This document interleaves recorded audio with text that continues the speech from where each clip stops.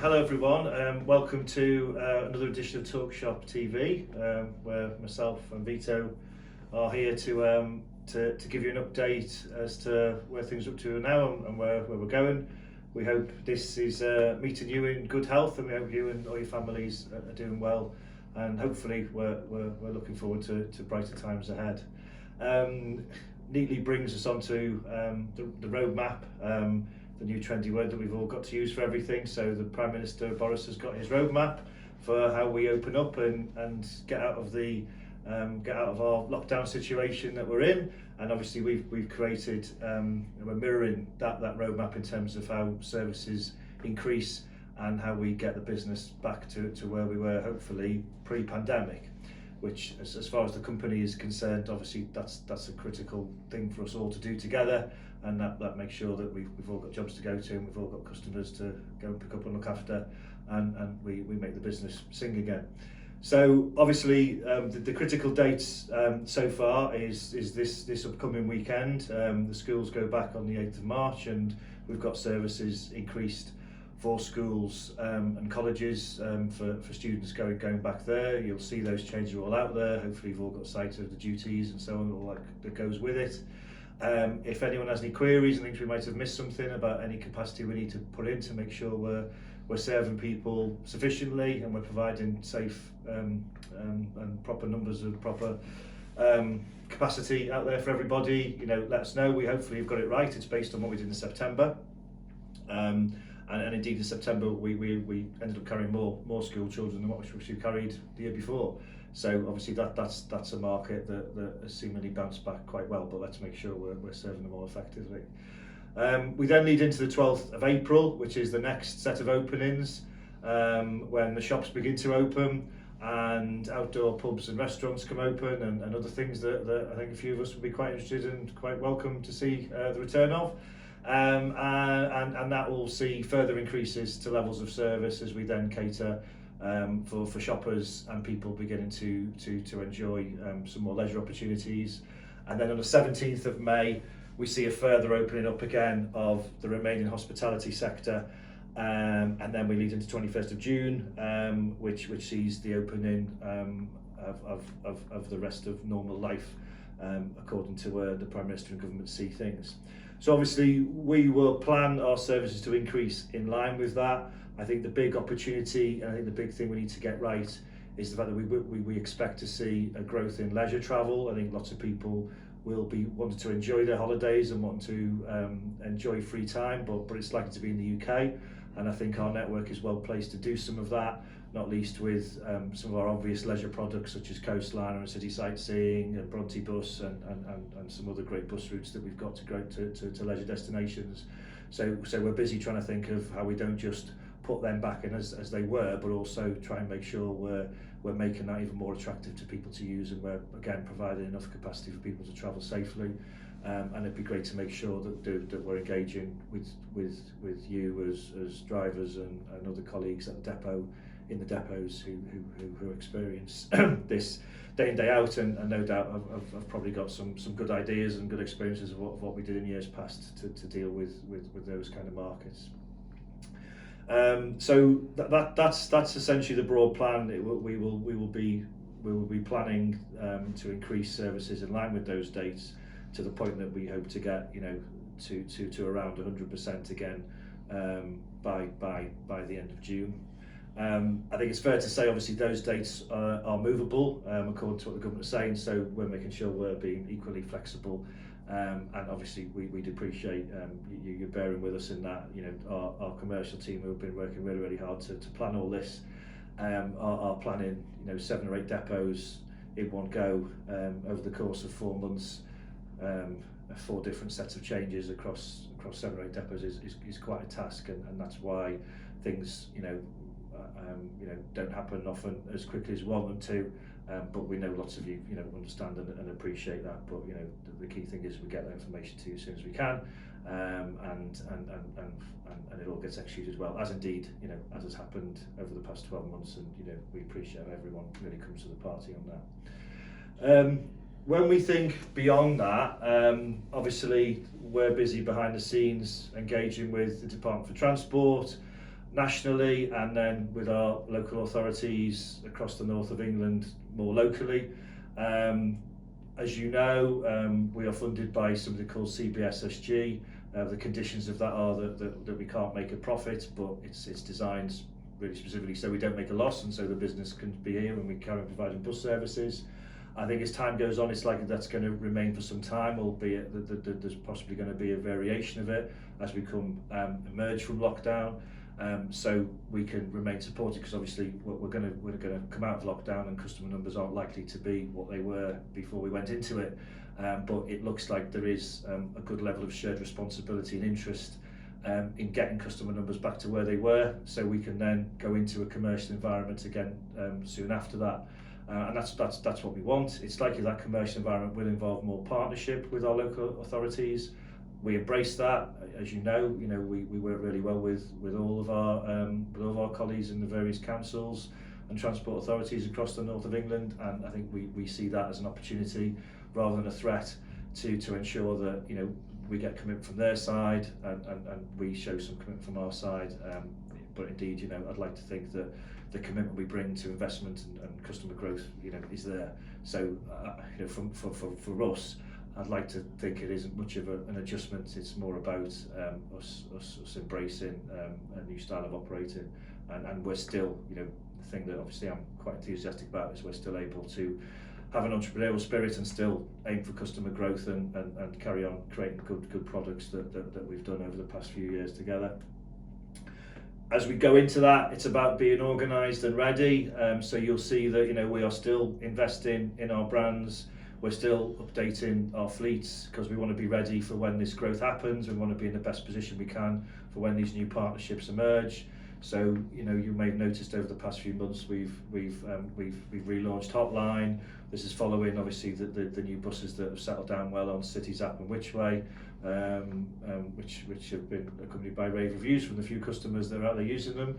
And then obviously we did some network adjustments in the Otley area, and we've created quite a sound network there now, which is about proper connections with other modes and with the rest of the transport network. So you'll see us still changing things, but it's about where we want to be when we come out of lockdown. So we're providing the optimal network that we can. And most of these things, as you'll see, are improvements. It's either better buses, better connections, more appropriate for the markets that we serve. And what's been really good news for the business as well is that still, while the local authorities are renewing contracts, we're seeing success in that area too. So we've got 23 buses worth of new work going into Lancashire, into Rosso, at Burnley and Blackburn depots, which is great news.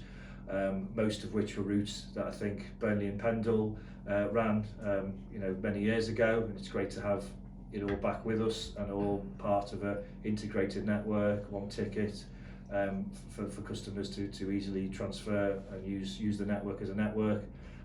So we've got 23 brand new Melostrata Mercedes vehicles coming in, built down the road in Rochdale, and so that can be a real nice fresh start. That comes with a few challenges in terms of we've got quite a bit of recruitment to do, obviously, to make sure that all happens. Because we've also got obviously the new work in Blackburn as well as in Burnley. So the new work in Blackburn is what will be Route 153, currently the 113, which will run between Preston along much of the Hotline route to Gregson Lane and then down into Leyland. And then we've got obviously this network in Burnley and Pendle across the Ribble Valley, which we're branding as Ribble Country. So yeah, we need obviously people to help us do that. So there's lots of work going on in recruitment at the moment. Yeah, definitely. So with the new work that's coming into Burnley, we're expecting around 40 new colleagues to join us to cover that. So some will be through with Tupi from Pilkingtons and Holmeswood, and the rest will be new colleagues. So we've definitely been working hard behind the scenes with the academies on getting new colleagues to join us. One of the issues at the moment is we can't test folks, so we're having to focus on people with licences. So again, I guess if you know anyone with a licence that would like to come and join us, it'd be great for you to put them in touch with Dave or Dale over in Harrogate. So yeah, so there's I think 42 lines in Burnley, 10 or 12 new lines in Blackburn, and obviously then we're still recruiting as we go along. I think over in Lancashire, Dave's now doing a lot of the roster recruitment in Burnley in the new academy, so it's been really good to see that sort of develop and flourish, and we're getting quite a few new colleagues through, so it's been good. Yeah, and you'll notice obviously the academy we've been really revamping the facilities in Burnley and Harrogate, and Keighley's next on the list. And we really want these to be, really pleasant places for people to enjoy their training, and, a great first impression for new colleagues who join us. And as well, obviously, we've renewed the academy bus fleet as well. So that's all looking, absolute transformation as to what was there before. And as Vitto says, we've got Dave and Dale leading the charge in Lancashire and Yorkshire to help us through that. So yeah, and as you know, the academy isn't just about recruitment, it's about training and looking after you and existing colleagues. And I think at the moment we've had some real success in doing the remote driver CPC, which we've got some really good feedback for. So we've been doing that in earnest each week. I think we've had up to 40 colleagues on at a time. We've had to run extra courses now, and the feedback's been really good. And I think from us, thank you for embracing it, thank you for behaving and going through it all, because we was a bit worried at the time of how it would work on our side just for the tech, and so it's been really good to see that we can deliver training in the comfort of your own homes or in our buildings if you need to use them, and that's worked really well. Along with the training, obviously one of the challenges I just said was we can't test at the moment, so we're currently looking at having a delegated examiner, so we'll be able to do our own practical driving tests and theory tests and things like that. So I think moving forwards, we'd like to see that a new academy in Keighley with a delegated examiner. So again, we can train our own new drivers, put them through the test in house, and that process would be a lot more easy for us, and we wouldn't be relying on the DVSA for test slots and things. Yeah. So we're looking at all the processes, not just about making it look pretty and better presented. It's about improving the processes and improving the speed of how we deal with things and making it more effective, as I say, not just for recruitment but also in how we train and look after you as well. So feedback on that is always welcomed, but yeah, hopefully you're noticing the difference. I think so yeah, and obviously we were discussing that because of the new opportunities that we're seeing out there with a massive expansion in the contract network with Lancashire County Council over in Lancashire, and we're obviously keeping an eye on what's happening right across our network for similar opportunities elsewhere. So that's bringing new vehicles into the fleet. So we've got the 23 new Mercedes vehicles that are coming in over the course of the next few months or so. Those services will start at the beginning of June. But in terms of vehicles, the rest of our plans, you'll obviously know we're using the opportunity for some downtime to make sure that we're refurbishing, repainting and making sure our vehicles are to the standards that they need to be. Obviously that includes making sure they're mechanically fit as well, and we've done quite a thorough job of getting rid of vehicles we don't want and keeping buses that we do want and improving them. So there's still plenty of cascading and repainting and repositioning going on there. Again, also we get to the right place of where we need to when we come out of lockdown. And then looking further into the future, you may have noticed we've been trialling different electric buses in Harrogate, where, as you'll know, we've already got our existing Volvo fleet on the Harrogate Electrics town network, which is their opportunity charged vehicles, and so we'll be looking at the new emerging technology and the extended range that you get from doing charging at depots overnight, which is quite different to what we've already got here. So we've been testing the ADL solution, the Yutong solution, thanks to our friends at Go North East, and we'll be looking to test other vehicles on the market as that project continues. And that leads into a roadmap, there's that word again, in terms of how we carry on with our vehicle investment over the next few years, you know, around electric and zero emission, which is obviously the direction in which we want to go in. That will be initially focused at Harrogate, where we already have the capability, but it will mean an extension to how we deal and charge vehicles in the depot, because that's likely to extend. So we're obviously looking at the Knaresborough Road initially, which is obviously our frequent every 7-minute service, really highly used service along there, and then the rest of the roadmap does take us right across the rest of the company really. I think it almost covers every depot in terms of how we then invest and convert to electric and zero emissions there too. But it's about understanding what technologies are available. No, defo. I think it's worth saying as well that I think this week we've completed our 100th Euro 6 conversion over the last 12 months. So, you know, if we can't go electric, we'll go low emission and convert that way. So I think that's really good. You know, Absolutely. you know, the engineering department, you know, really worked well getting them vehicles through. Working with our partners, Evanox, getting that done. Yeah, the foot was really put on the gas, and we appreciated that. And again, it means, yeah, as a company, our environmental credentials are really spot on. You know, so as Vitto says, where we haven't, or we're unlikely to get zero emission quickly, you know, we're going to have low emission, and that's exactly where we want to be, setting an example to other road users that buses are really leading the way when it comes to the decarbonisation agenda. Moving to more to more here and now issues. Obviously, you know, we are still in a lockdown situation. You know, the virus is still amongst us. We need to make sure we are continuing to appraise our situation in making sure we're clean, safe, ready to go for our customers, and we're looking after and making sure we've got a safe environment for you to work in too. That includes making sure that we're you know, our testing regime is where it shows. We're encouraging you to get tested, so you're looking after you and those around you. And also, when there's opportunity to be vaccinated, we support you in allowing that to happen too. Yeah, so with testing, we've applied for Harrogate to become a workplace test centre. So currently there's limited sort of rapid testing in and around Harrogate. We've also joined a DFT scheme for smaller depots, so Malton, Idle, York, and I think the Keighley Schools unit at Mariner Road, so colleagues there can be tested in their own time at home. They'll be sent kits to test. And then as we move forward, we're exploring with Blackburn and Darwin about having a test centre in Blackburn at Intac, and then we'll progress that through and hopefully, you know, ramp up the sort of in-house testing for everyone. So that should be quite good. Yeah, and obviously that's alongside the network that's local to you in all the other towns where we know there's well located test centres in Blackburn and Burnley and Keighley and in York, and obviously that's where we're prioritising Harrogate, because the nearest really rapid test centre is York and Leeds.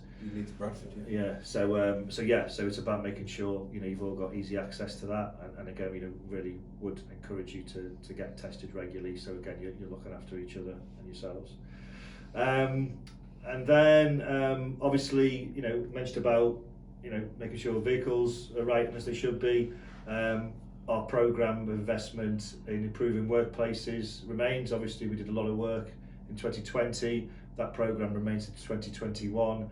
I mentioned about, you know, how we want to create an academy at Cavendish House in Keighley. That will come with a full revamp of the whole of that building, in terms of where you enjoy your breaks, and where the training and other activities take place there. So that's all on schedule, and then there's a full plan again to make sure we're also dealing with the everyday health and safety issues of making sure the facilities are right in garages and in other locations as well, making sure equipment is up to date. And so Keith Rowan, our health, safety and facilities manager, has a full programme to work in there. I don't know if there's any highlights in amongst all that we want to touch on. No, I think that's pretty much it's a general rolling plan. So if something's broke, we're replacing. Obviously Rochdale, we're still looking at the yard. We've had some further quotes, so we should be able to update on that pretty soon. I suppose not buildings or vehicles, but we're also going through the full uniform reissue now. So again, you know, that's good for you guys to get your orders in with the managers, and we can get that off for you. So that's for engineering and drivers. So it's all underway. Absolutely, great. And then obviously elements of that will cover the continuing engineering transformation and investment in technology there. And I think Vitto and the team have been working really hard to progress that, which is our PowerUp programme. Yeah, definitely. So I think we spoke it's probably 6 months ago now about Fleetwave. So that's our sort of digital fleet management tool we're rolling out within the engineering department. That's got to go live this week. So we're rolling that out. All the engineering department are using that. That's going to really step us forward and change the way we do things. So it's quite an exciting project. So all our fitters will use tablets now to work on the vehicles, that record all the defects. That's going to be linked with the duty managers. So the system they use in the controllers hooks will be linked to the fleet management tool. So if there's any defects reported during the day, that will go straight to the engineers. They'll be able to see when the vehicle's coming at night time, the issues reported and sort of the downtime. We can be able to order parts that will be linked to our finance team, so we'll be quicker at ordering parts and paying for the parts and getting the parts delivered, and we'll be able to see when parts are fitted and how long they're lasting, and it will help us with our preventative maintenance regime. And then moving forwards, we're going to be looking at how that works with the sort of driver walk-around checks. So is there a solution there for us where maybe they can be covered under a tablet or a phone, and the walk-around checks are digitised, and then any issues that note can be photographed, reported, and that will then flow into the system. So it's a really good time for that. Yeah, and it's cool to change. It'll involve a bit of adapting to new things, but I think, as Vitto describes, you can see that if we improve the flow of information, not just do we get better recorded information, which means we can make better decisions, it means that decisions can be made faster, vehicles can be attended to quicker, parts can be delivered quicker, and I think that's the real opportunity that there is in all this. So even though at the point of use it might seem like a different or slightly cumbersome or different way of working, it's actually all that time it should save for us as individuals in later. It is there to see, and it's about just moving into 2021. Really, it's about us really working in the world that's around us rather than in the past. So we appreciate it will be a culture change, but we're all learning with you, sort of thing is the message. So yeah, I think that's it. I mean, we've covered quite a bit there. Probably gone on longer than usual, but that's what happens. There we go. But as ever, huge thank you to everybody for all you're doing. We still know there's a tremendous amount of work happening front of scene in looking after our customers and keep us moving, and equally behind the scenes in making sure all the things happen. So thank you. All stay safe. All be looking after each other. Best wishes to you all and your families, and you know where we are if you need us. Cheers for now.